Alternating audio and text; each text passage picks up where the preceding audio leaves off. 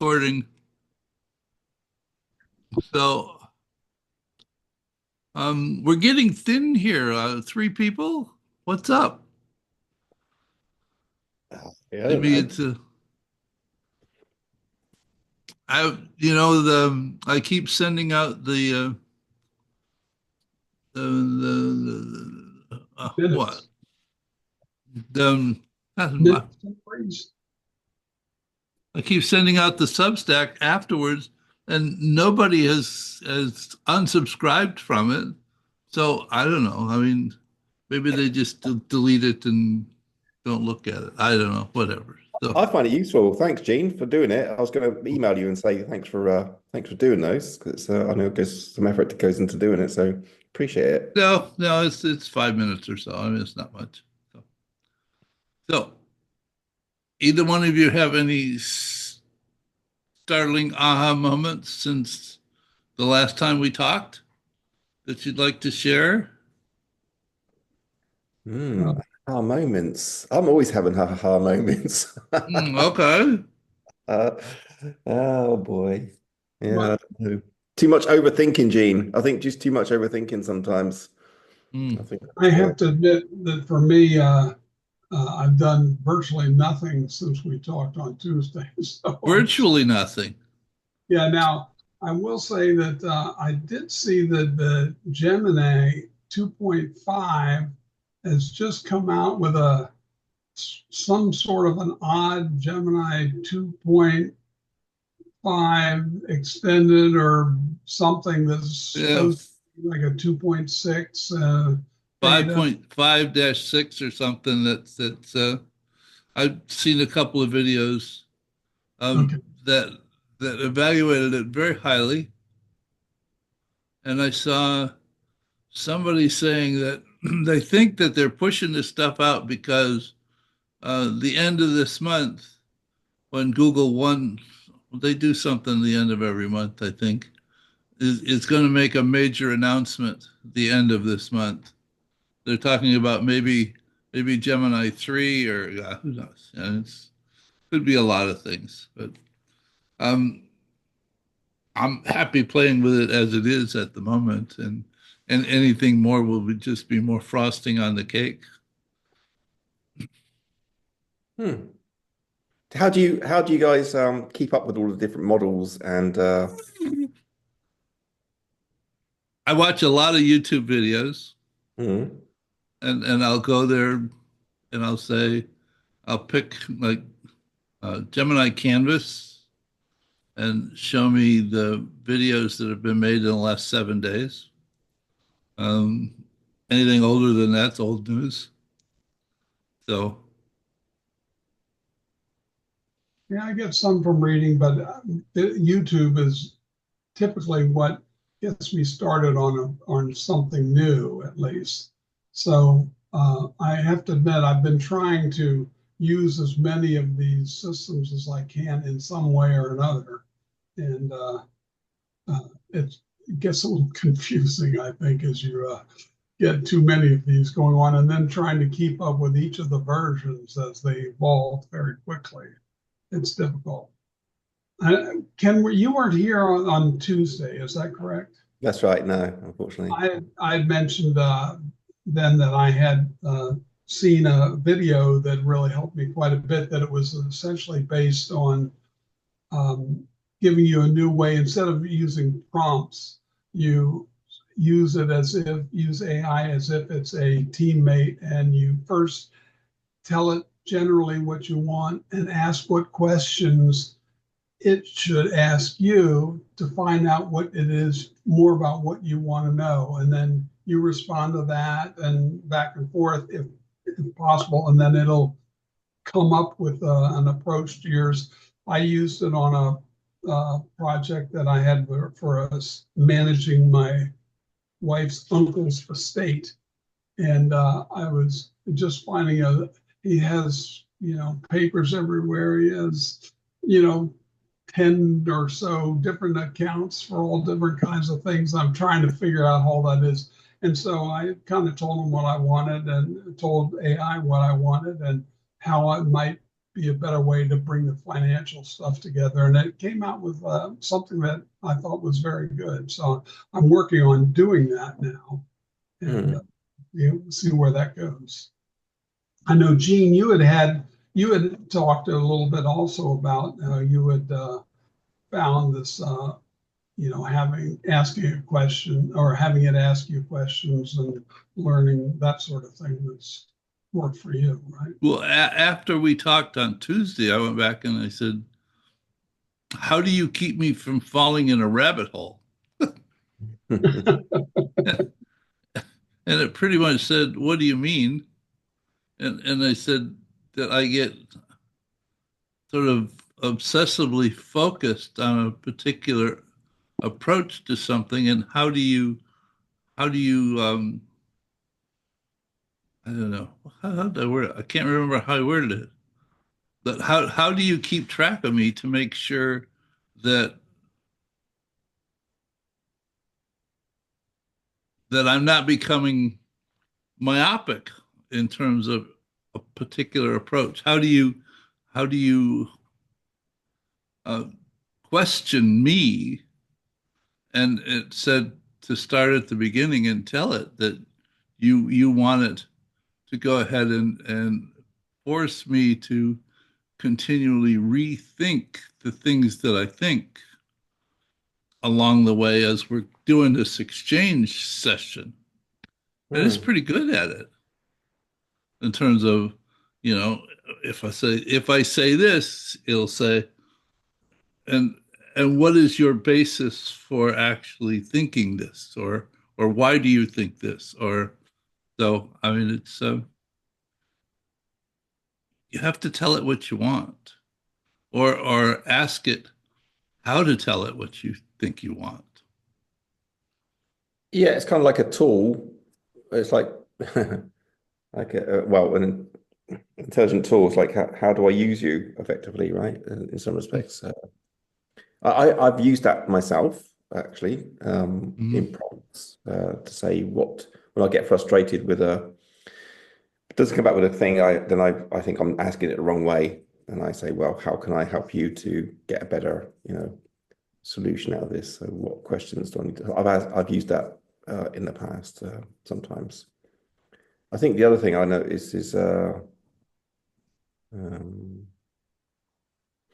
well, yeah, I work with some Indian engineers, right, on software. So, I'm going to and say that again.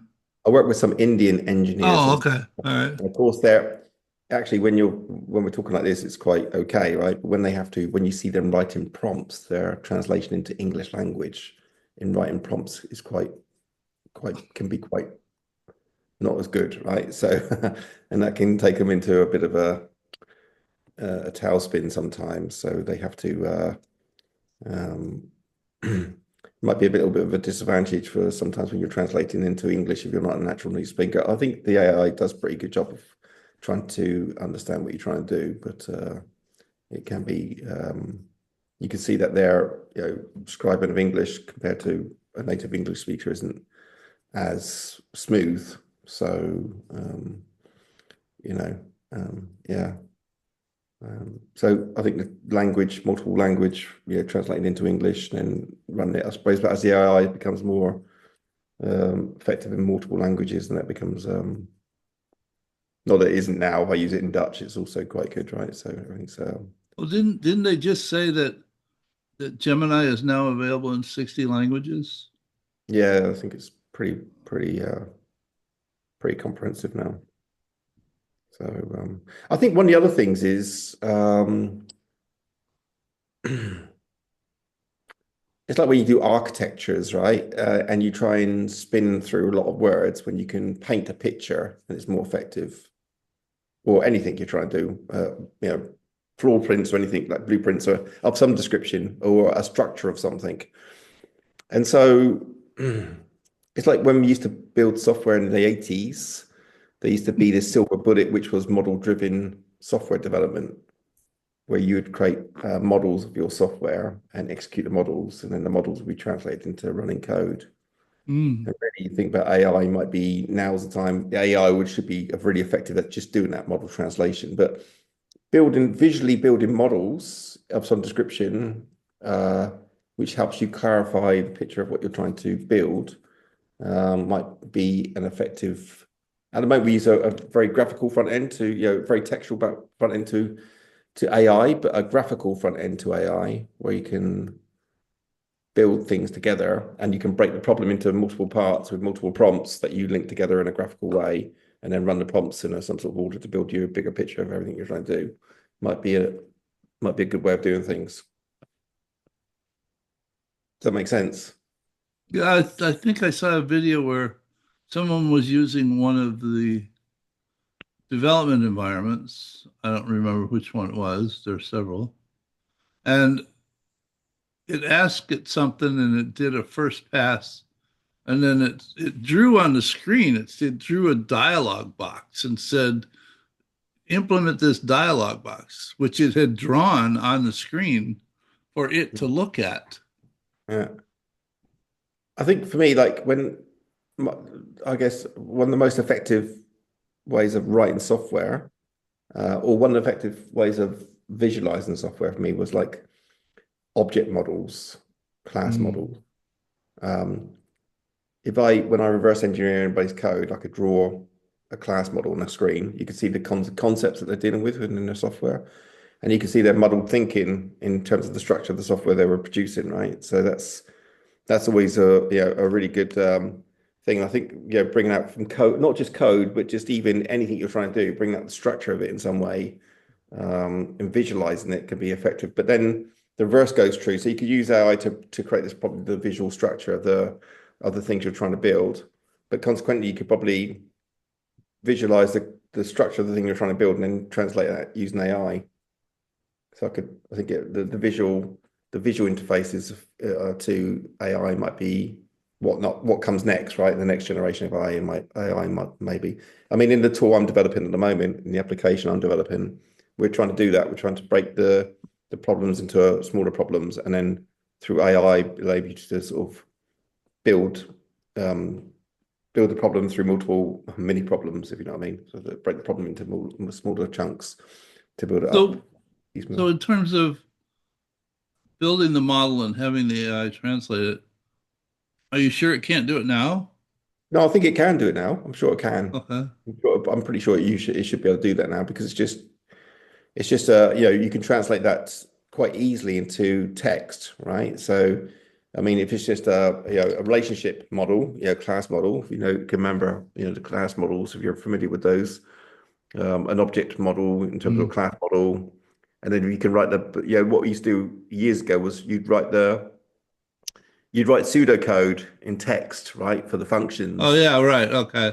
right? And then but because you've got all the relationships, you've got all the variables or, whatever defined, all the characteristics of your nouns and verbs and that kind of stuff. And then the relationships define your function names defined, the variables defined.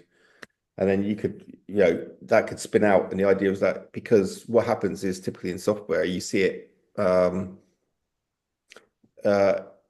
a good thing might be, a good way of thinking of this, like is when standards bodies produce standards, technology standards, people go away and translate those technology standards into working software, hardware, whatever it is. Right now, if you could attach a model AI to the standard, you should be able to translate that standard into working, almost like execute the standard, right, in a Mm. conceptual way, and then say, well, how do we want to deliver this in a automotive engine, in a aeroplane, and whatever the standard Mm. does, might be a Wi-Fi standard or telecom standards or anything, right? For anything, the standards should be executable, really, in that respect, to make sure that they function correctly. And then you could just run that in whichever environment you want, whatever it is, even in a economics setting, right? How economics works, it doesn't matter if you've got some sort of standardized way of doing things or standard of some description, then that should be executable in some respects. So there's no reason why I should be able to do that. I think it's just then you start to think about where this pushes the problems, right? So where's the limits of AI stop that you then need humans working with AI and working with other systems to build more advanced problems that the AI potentially can't handle yet. And the limits today are not likely to be the limits tomorrow. Yeah. Right. That they're going to, that more and more people are on the vibe coding bandwagon and using AI to develop code. OpenAI just bought Windsurf for $3 billion, which is the same, is one of those environments where you describe what it is that you want the code to do and it writes the code. It's like Canvas, and I can't remember the other. There's three or four of them at the moment that are relatively prominent.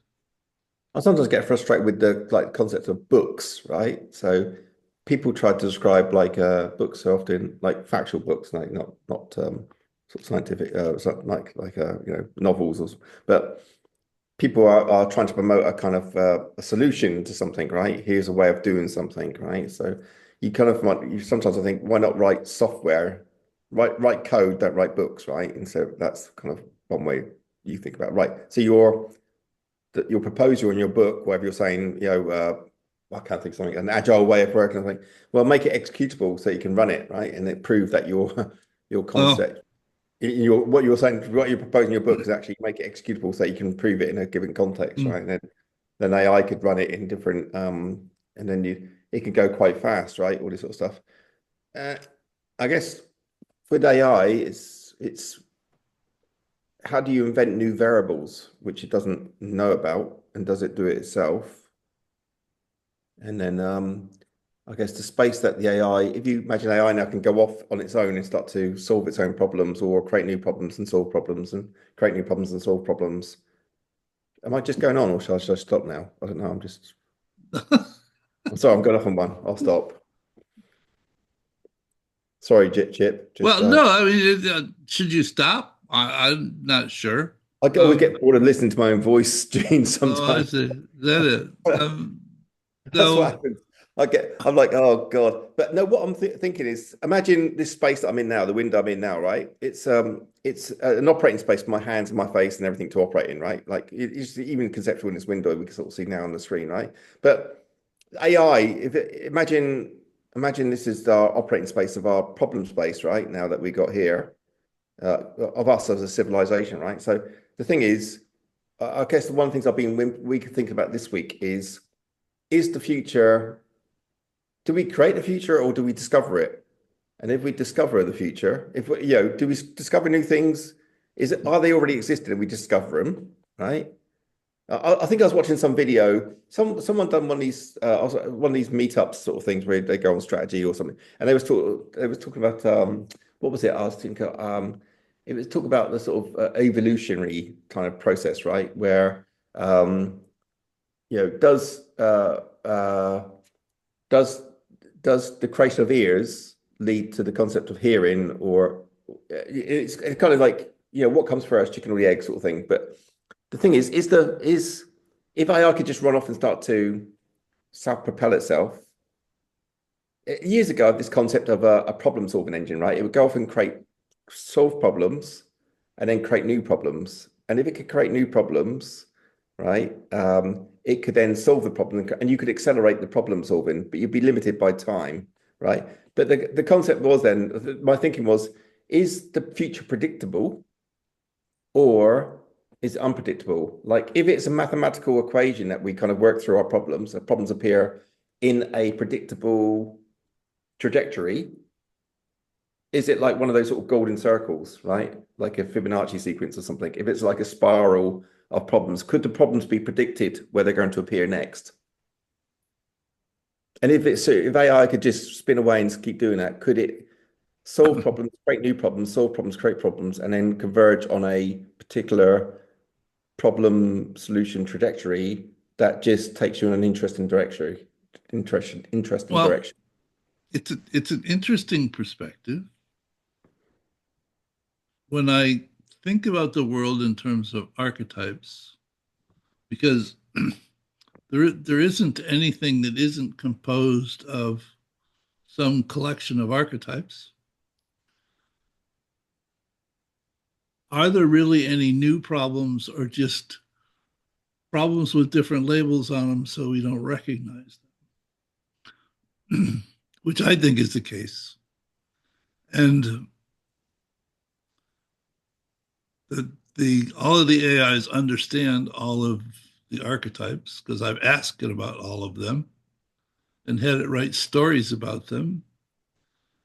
If you People typically look at the archetypes from a negative perspective in that if you've got one, you're in trouble and you don't want it because they're all negative.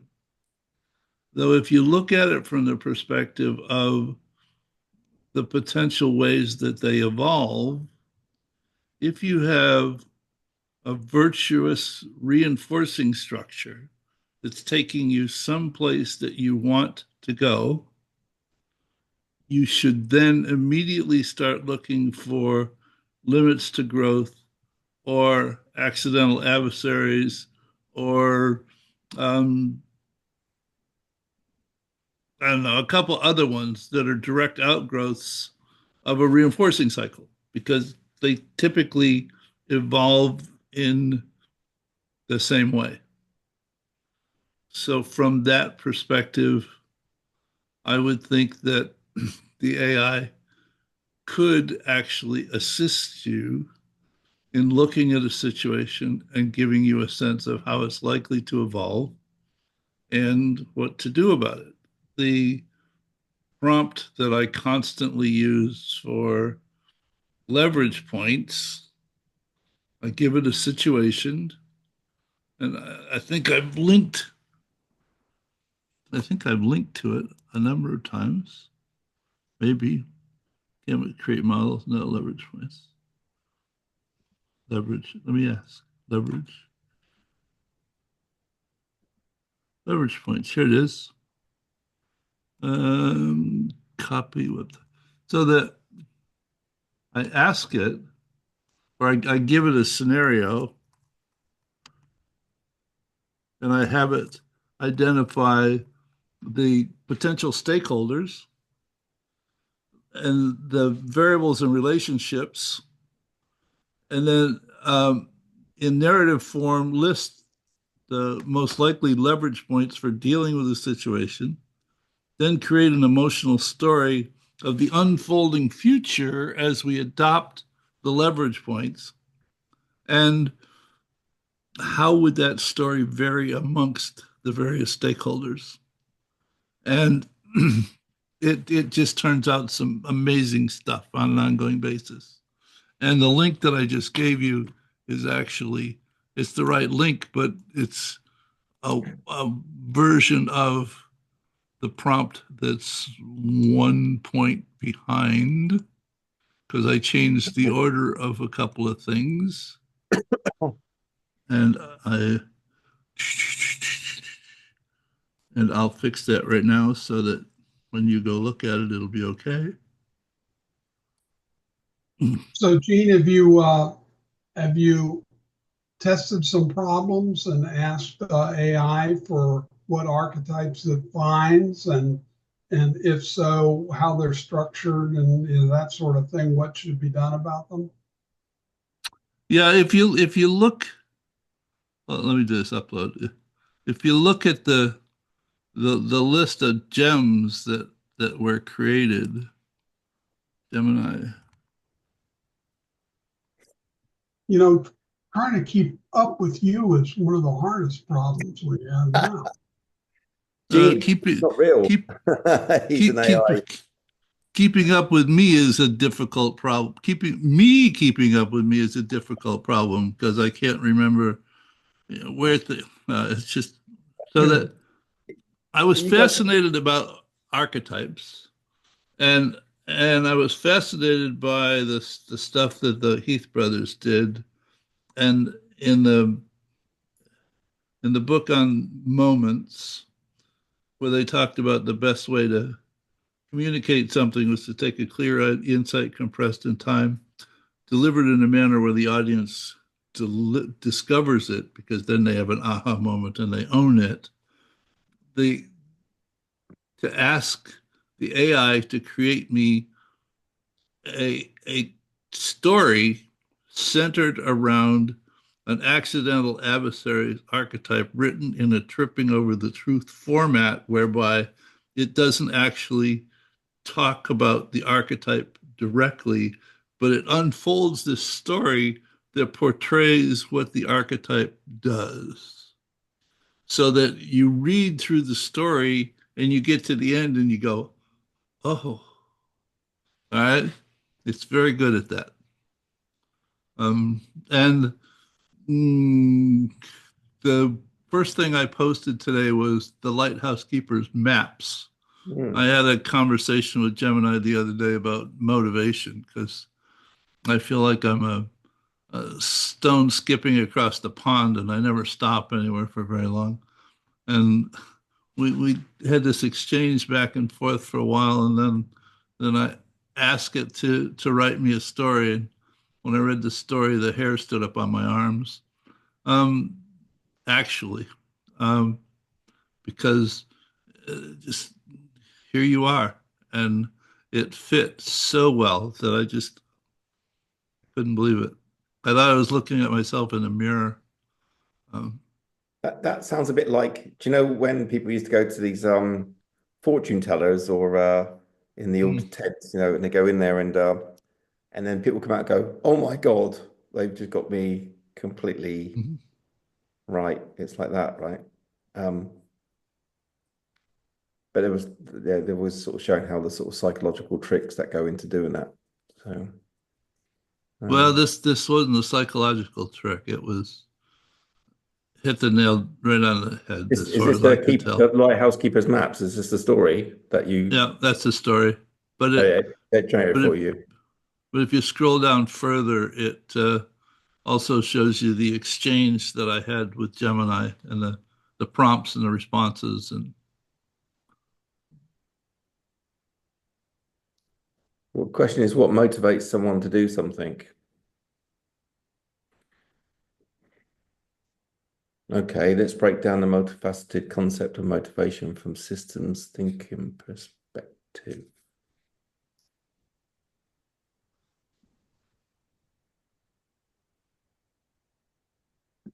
Intrinsic. Okay, intrinsic.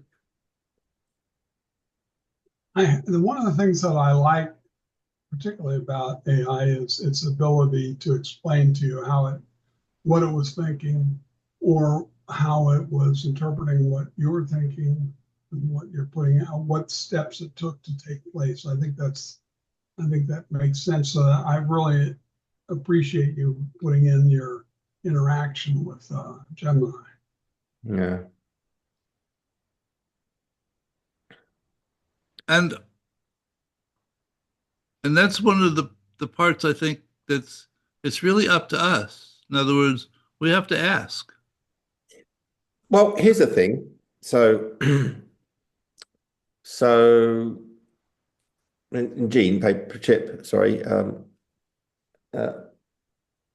here's the thing, right? So I've been working on this sort of problem solving thing, right, for a long time, Chip, right? Quite a long time, 10 years or something like that, right? A long time. And in that thing, I've come up with a lot of I've generated a lot of sort of conceptual things to help me, right? But I wondered if AI probably I wonder if AI would come up with the same things, or could it come up with the same things? So here's an example, right? So I take as a building block for problems, issues, challenges, and things. And Gene knows this. I've taken through some slide decks.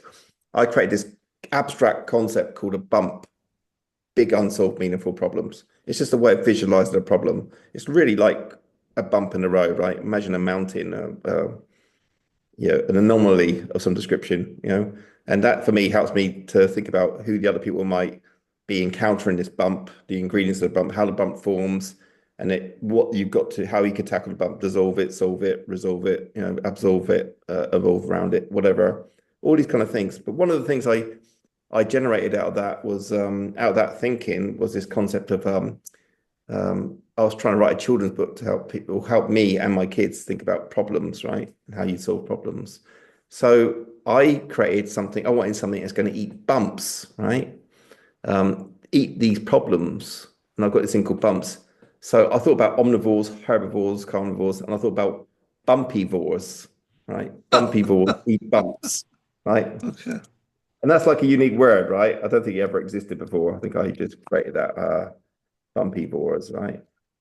Like this, right? Bump eaters eat bumps. They're actually motivated to eat bumps. Bumps is like their food, right? And that's the human problem solver, basically. That's the problem solver. But I'm wondering if I started this journey now with AI, would it ever have led me to create this kind of conceptual? Because I did all the thinking in my head, right? Like walking in my head, outside a machine, just time, lots of weird ingredients probably come into all that. Even, the concept bumps come from me picking my kid up and flying my kids, picking my children up and actually flying them around the room over obstacles, like he's called them bumpy flights. So there's a lot of like dots that come together. I pick my kids up and go over the chairs, over the whatever it is, and they'd be there on the settee, and I'd spin my arms around like propellers and go, right, who wants a bumpy flight?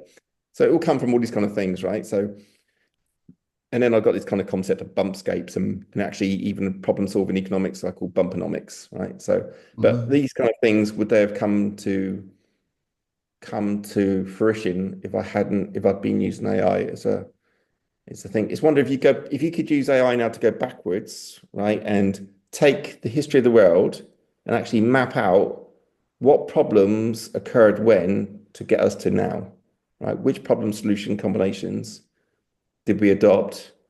And if we'd invented AI 100 years ago, would we be where we are now? Is it inevitable, or would we be somewhere else? Here in the US, we'd like to figure out what led us to where we are now. Yeah, it's like which problems, because problems, the manifestation of problems occur. And that's where that comes back to everything in motivation. That's where we tend to take action. For some reason, we have a problematic situation where it forces us into, some sort of need or some sort of situation that forces them to act. That's my kind of way of looking at it, to describe the world, how I understand the world around me functions.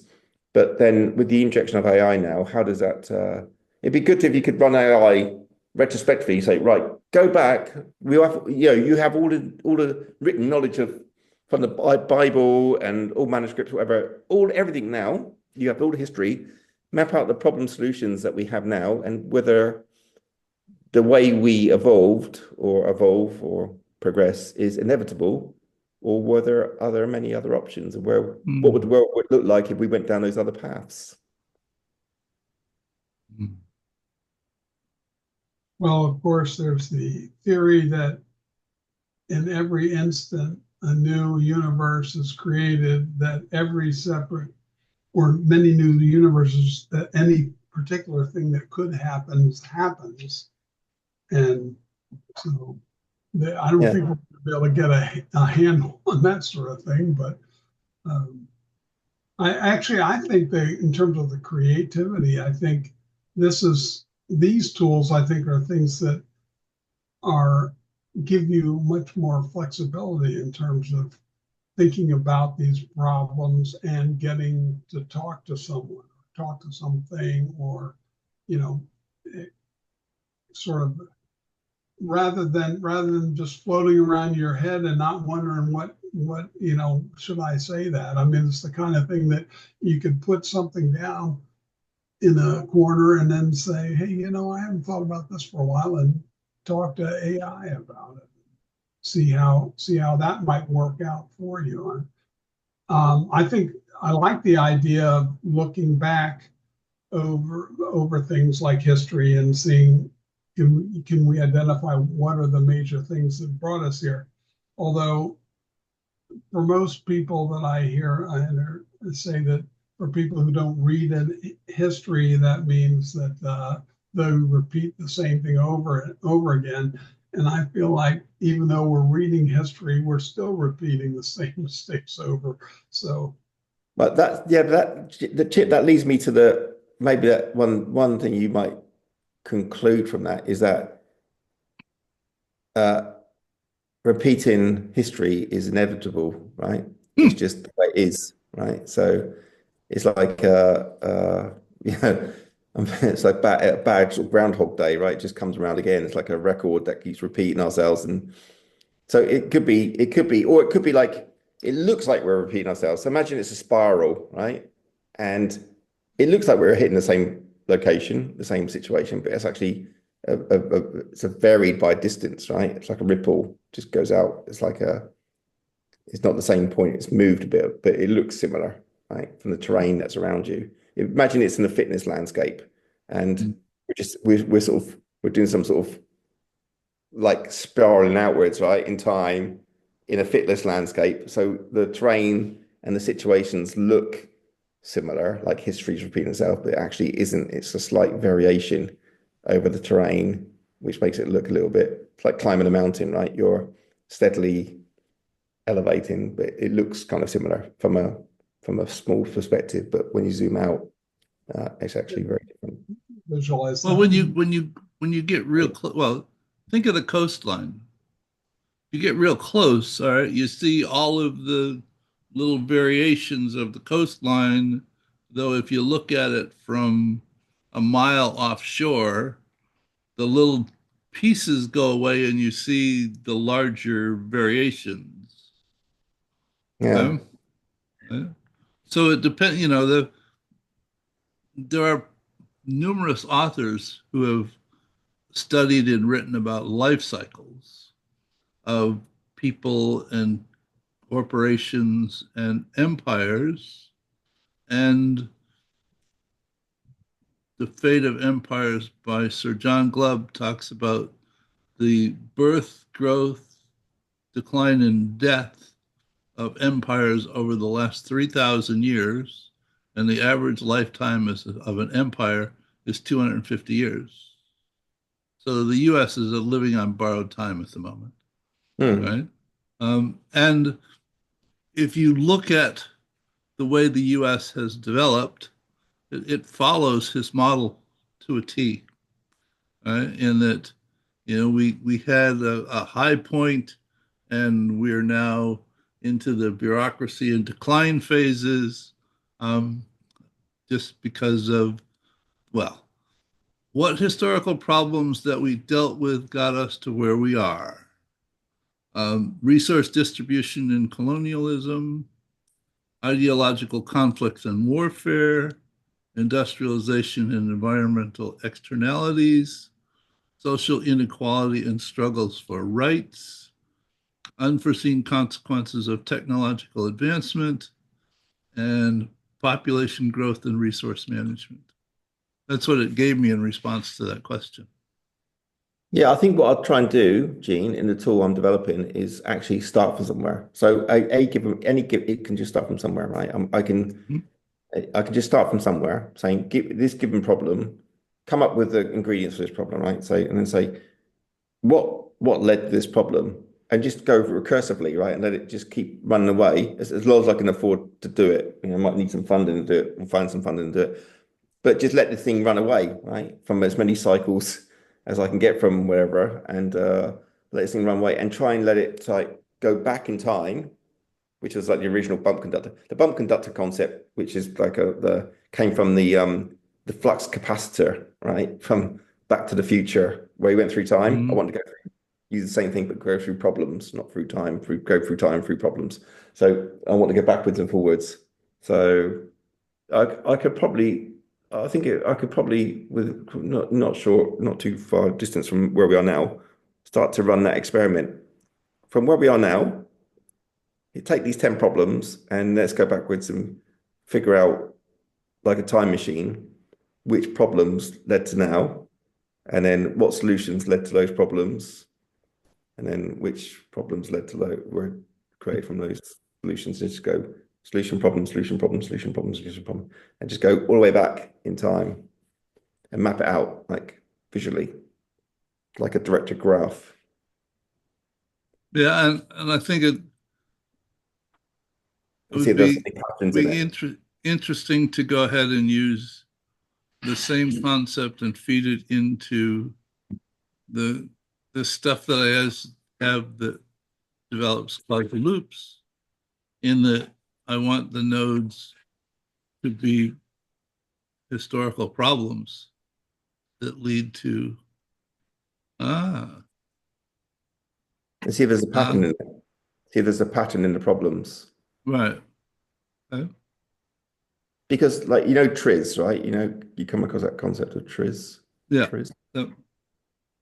And that guy saw that was that Russian patent officer which saw similar problems solved in different domains using the same patterns, basically, doesn't he? And he codified it, right? So he done that in like in a time-based span across different domains. We could just do it further and wider now with AI and go backwards and see what other patterns. We should be able to see the same sort of TRIZ patterns, but there may be equivalent patterns in strategies and all sorts of other different things, right? Though I guess I wonder about the amount of detail that we end up with that is likely to confuse the picture. The thought that comes to mind is that model that I presented over and over and over again that nobody understood because it had like 30 loops and I thought it told a really good story. And one day in the middle of a presentation, I just stopped myself and said, "What does it mean?" And after 2 weeks, I figured out that I could explain the same set of concepts with 3 loops in 2 minutes or less, as opposed to 30 loops, and not really lose anything conceptually in terms of the overall influence of the model. There was lots of detail that was left out of the 3 loops, but it captured the implications of 30 loops in 3 loops. Yes. So I that mean, if I started with the 3 loops and decomposed them, I end up with 30 loops. And if I decompose those, I end up with 300 loops. And if I decompose those, I have 3,000 loops. And I'm overwhelmed. yeah, it's like the critical few, isn't it? You create that. We handle this complexity by creating these kind of abstractions, don't we? I think that's the way we tend to do it, which hide the complexity beneath it somewhat. Like It you, was Gene, I've seen other people do that in software. I've seen people create incredibly complicated software solutions using everything they can throw at it from I've seen one guy do this with C++ in the early days. He used everything he could from Unix and C++ to solve the problem, and then could never get him to write it down. But when we got him down to a whiteboard and wrote it up, it was a very simple, a very simple problem. But he just overcomplicated. He was very, very smart. He knew Bjorn Straustrup, the author of C++, and all this kind of stuff. But he knew, he was incredibly bright, but he couldn't. He just overcomplicated. He could write what he did in months in a few days. Basically, that's what happened. So I think, yeah, this is the kind of thing. I think I just mentioned it in the text, but I think it might be now. I might in our bumps app. I might try and start doing this and go back in time.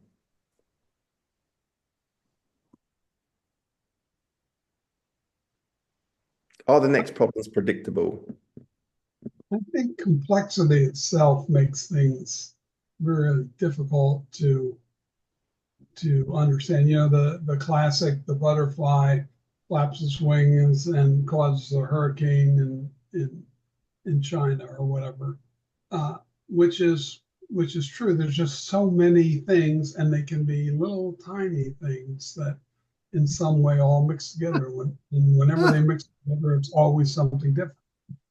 So I think that's part of the problem. We might be able to go track that down, but whether we could reverse it and say, okay, well, that would work.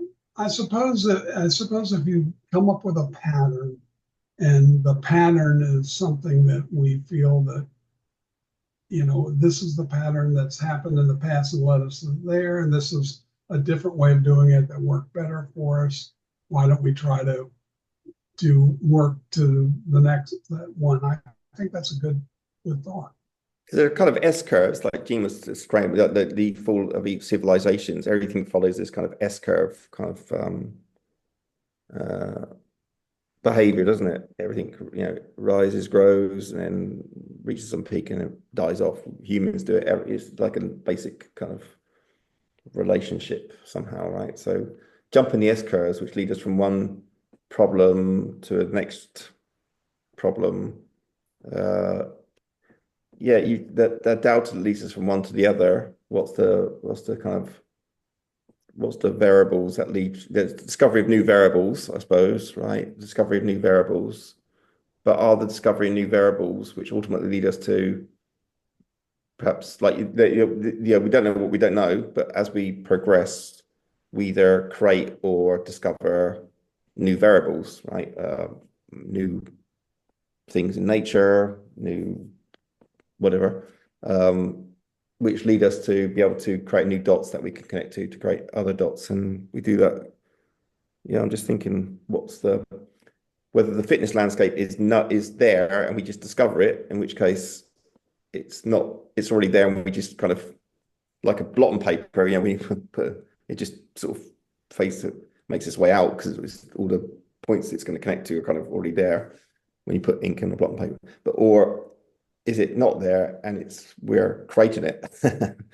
Oh God, sorry, a bit deep, guys, tonight. I'm sorry about that.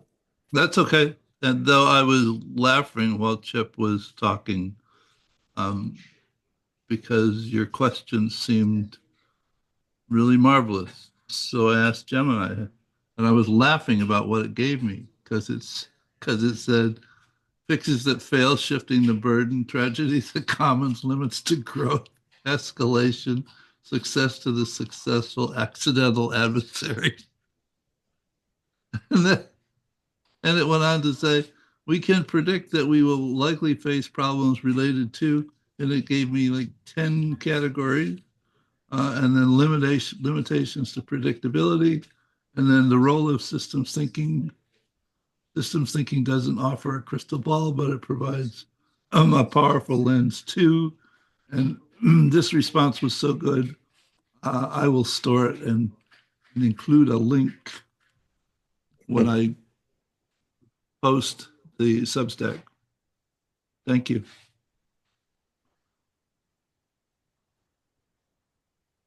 Have on another subject entirely, is Zoom I mean not Zoom, is Kumu starting to put AI into their system?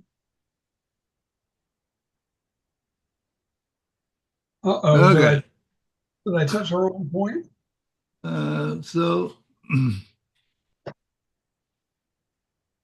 yeah, I guess I have enough time to show this to you. If, we share this. Where's this? This share. Okay. All right, here we go. Yes. Up a little bit. Okay. Can't read it. Huh? Yeah. Say again? I have to expand it, but I can't actually see it very well. But You can't see it? I can see it. You've got something on the screen, but I can't read it. It's a bit too small for me. But, now I'll put it to another screen. I can read it now. It's okay. Yep, good. Got it. Okay. So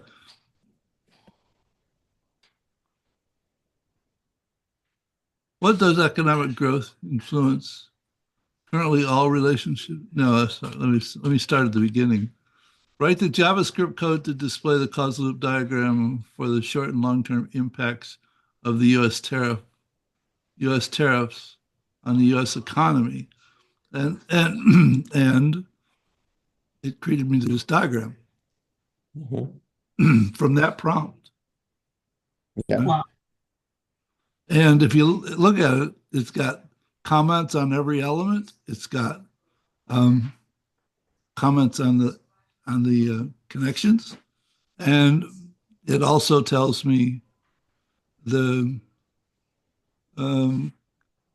here are some likely variables. Well, here's the variables. Where am I?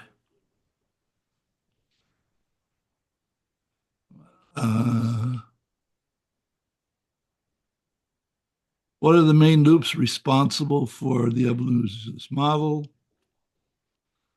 Okay. And then, and then, so I sent this to Jeff and said, I quit using Kumu because it's just time consuming and boring. And I couldn't create this in 15 minutes. Yeah. And he sent back and asked me about, well, but you could have built a better model because all of the influences influence economic growth, but it doesn't influence anything. And I said, well, this was version 0. I mean, it doesn't stop me from continuing to evolve this model. So I said, what did I say? What does economic growth influence? Currently, all the relationships in the model influence it. And it said, oh, well, here's the things that it influences. Which ones do you want me to include in the map? Okay. And I could Uh-huh. continue that in a multitude of different ways.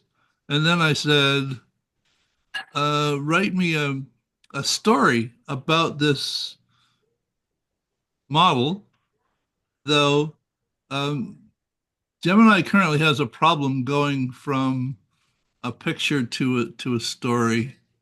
Oh, Though if I reload it, it usually shows up.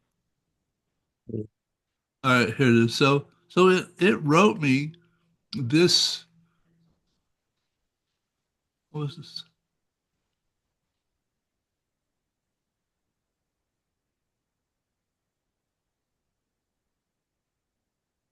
Write me an emotional tripping over the truth story about this model.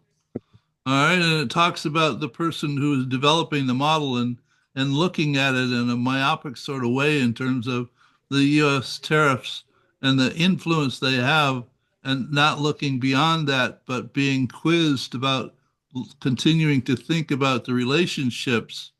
And it's in the truth of the model wasn't a moment of clumsiness; it was a moment of profound and somewhat sobering clarity. It's the feeling of the system itself looking back at you saying, you see, it's all connected. And every connection has a consequence.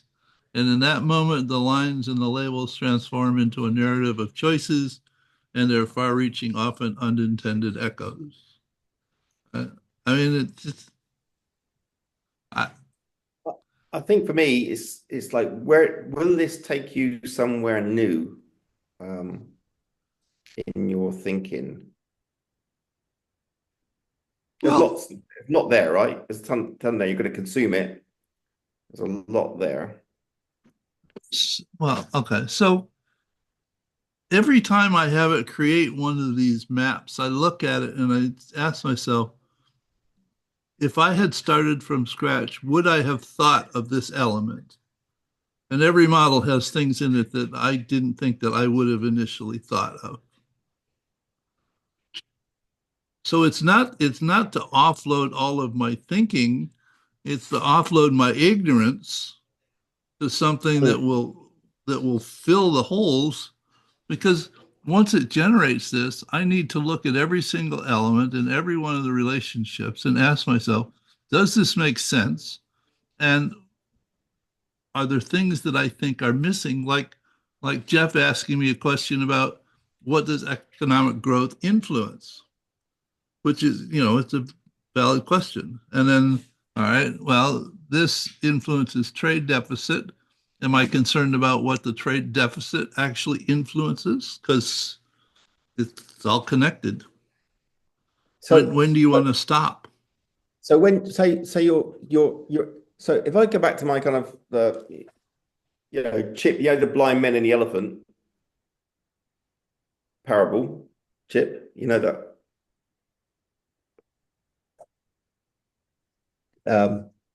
I was talking to Gene before, Chip, about the blind men and the elephant, right? At one point, the touch points on a situation. So Like when you're doing this, Gene, this map, right? You're using AI to do it, and you're engaging with AI, and it's effective in showing you the blind spots when you're thinking, or but like you can't validate it. It's very difficult to validate your model, right, without engaging. But again, against like myopic thinking, it can also be like that within your models, of course. I think we've lost Gene. So wait till he gets back. I think this is just like, you know, well, having this as a tool helps you understand what the situation is. Of course, the more involved it gets, the more difficult it is to understand, and the graphics helps with that quite a bit. But I know what you're saying, but I think that I do think that this does help you. Again, as Gene said, with his, he notices he misses things when he does these, and it helps him determine that, even if Jeff has to do it for him. I think coming back to that blinding the elephant, the way I look at AI now is we're all touching the elephant, and AI is like a collection of knowledge based on human experiences, which is another touch point, which is an aggregated view of the elephant, right, from a bunch of perspectives.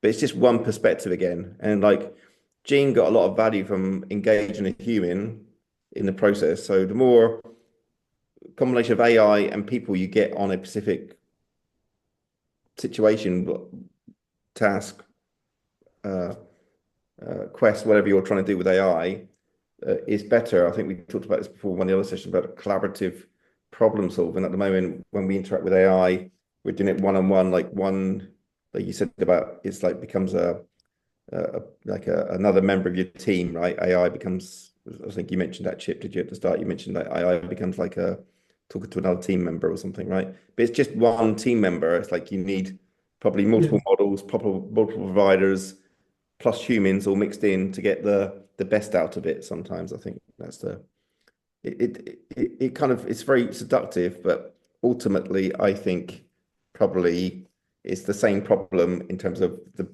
better number of perspectives you get on any given situation. You can get people engaged in what you're doing because it's important to them. Using AI because of its aggregation of all the knowledge that it's got would be dumb not to do it. But it's one touch point on the elephant, and it's got its limitations, like all humans have. Yeah, one of the things that it has that we don't have, and that is a relatively perfect memory of everything that's been written about any particular subject. And so that for things that we don't know, even for things we do know, that there's often much more that we should know if we're trying to make a decision related to that. Mm. Gene, I noticed you popping in and out of your chair. Well, I had a call from my heart doctor, and they want to set up a heart monitor, and I don't want to drive 2.5 hours back to Greenville to get it, and we have to figure out if somebody here will do it. And so, but getting a hold of these people is amazingly difficult. So Yeah, so you got to take them. I understand. So maybe you could have AI build a heart monitor for you. just plug me in. Yes. Yeah, It must plant a chip in your brain that would, give all the information they need. I'm I know you feel that I'm the only chip you want in your brain. Excellent. that was a good one. That was a good one. Excellent. Excellent. By the way, Ken, where are you from? I'm English, but I live in the Netherlands. Oh wow, how about that? Yes, I the reason I have a English a name that comes down from English heritage. So my full name is Cecil Culvert Baltimore Hines III. Oh my God. Yeah. Chip works well. The Although I will say that while we're related to the Lord's Baltimore, it turns out that my branch has to go through an illegitimate son who was accepted by one of them. So, you know, I'm dirty no matter what happens. Oh, wow, what a story. That's Of course, excellent. in America here, mostly people say Cecil. Where are you based in, Chip? Where are you? Well, I'm in Florida. This is where I live right now, but I grew up in Maryland, in the Washington, D.C. area in Maryland. Wow. Oh, nice to meet you.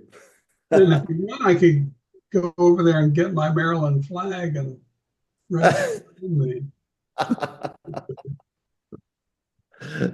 Excellent. I'm Well, here. I'm here in Florida because my children both moved here. We're living with, next to each other, and then now they have homes next to each other, and we moved in across the street.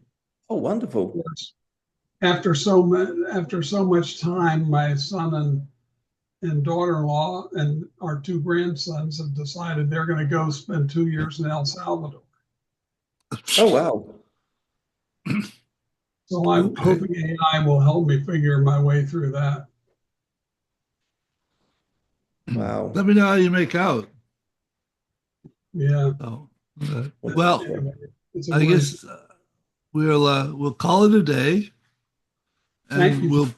we'll be here on Tuesday. I'll be here on Tuesday, Good. and Could you I'll remind us get. of the dates when you're not, could you put it in your next Substack, the dates you're not doing it? You mentioned a few dates you're not. It says in the Substack the dates that Oh, okay. the 22nd and the 27th. Oh, right, perfect. Okay. That's good. Huh? I gotta find your Substack. What? Hold on, I'll post the link. I can use all the help I can get. Oh, Join the club. Yep, I'm in that same boat. is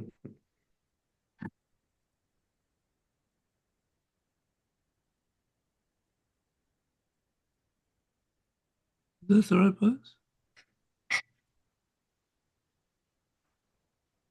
Are the Netherlands being good to you, Ken?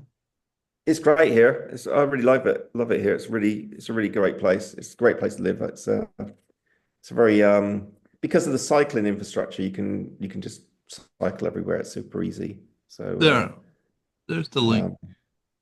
people are nice, and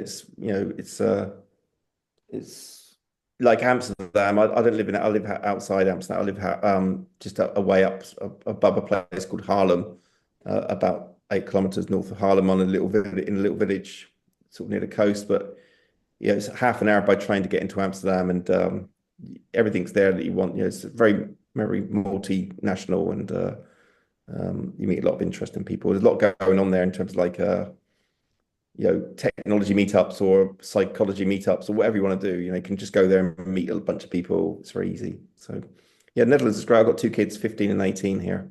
It's my daughters, they're born here. So yeah. Oh, the 15-year-old, you don't bump around like Can't that. do that anymore. I can't spin her around and give her bumpy flights anymore. These days are long gone. Maybe her boyfriend does it now or something. I don't know, but they're having a great time. I have to say, those kids have a great life. They're very free, very easygoing, and they cycle to school on their bikes in all sorts of weather, and play their hockey and do their sports and party and whatever else. It's a nice, So, much better than in uh, the UK here. It's a completely different way of being here. It's nice. Nice. Sounds great. Yeah, it's very good. Very, very good. Well, guys, thank you very much for organising. Nice to meet you, Chip, and see you next time, Gene. take care, all. Bye. Thank you very much, everybody.